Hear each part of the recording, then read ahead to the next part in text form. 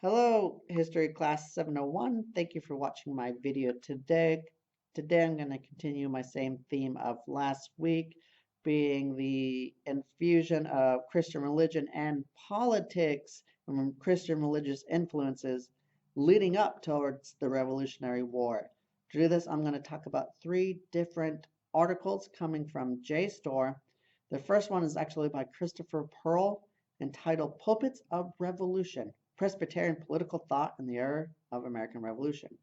In the article, Pearl uses a lot of church sermons, minutes, journals, and some original writings and journals of John Adams, William Tennant, Samuel Days, and Thomas Jefferson, and it concludes that Presbyterian ministers were critical on America's founding. From their preachings and sermons, Presbyterian clergy expounded Enlightenment ideals. They fully embraced and preached on natural law, civil society, and the role and purpose of government. Moreover, they talked about the allegiance to government.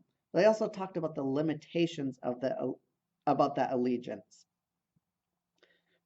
For example, people had a duty to their neighbors and God to resist government when it deviated from its original role and started to embrace corruption. The second article is entitled In Search of Unity: Presbyterians in the Wake of the First Great Awakening by John Fay. Very much deals with the theology of the Great Awakening as well as the split between the old and new sides. The author uses church records, minutes, and journals, and some original works from William Tennant and George Whitefield. The author reviews George Whitefield, the great grand iterate preacher who preached a different type of Protestantism, very much based around the born-again experience. For many Christians, it seems normal for somebody to come to the front of the church and accept Jesus into their heart. However, for the old side, this was seen as kind of radical, right? The old side favored a very communal nurturing.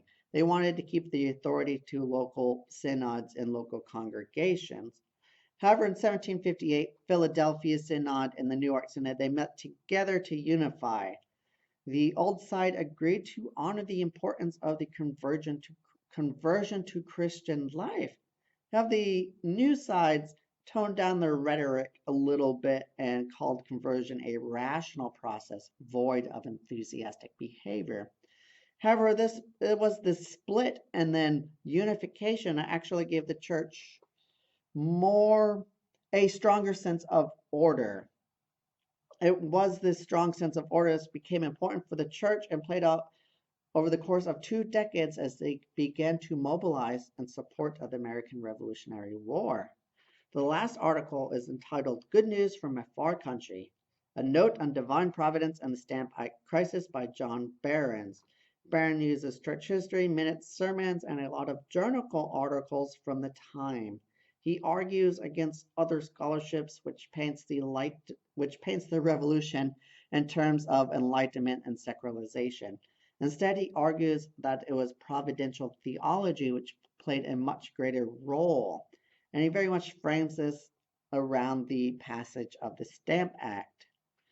For example, the colonies believed the Stamp Act was an infringement upon their God-given liberties. For them not to become slaves, they were willing to use all the ways and means which divine providence provided them. For example, after the repeal of the Stamp Act, newspapers gleamed with articles of God's divine providence and overcoming despotic evils across the Atlantic.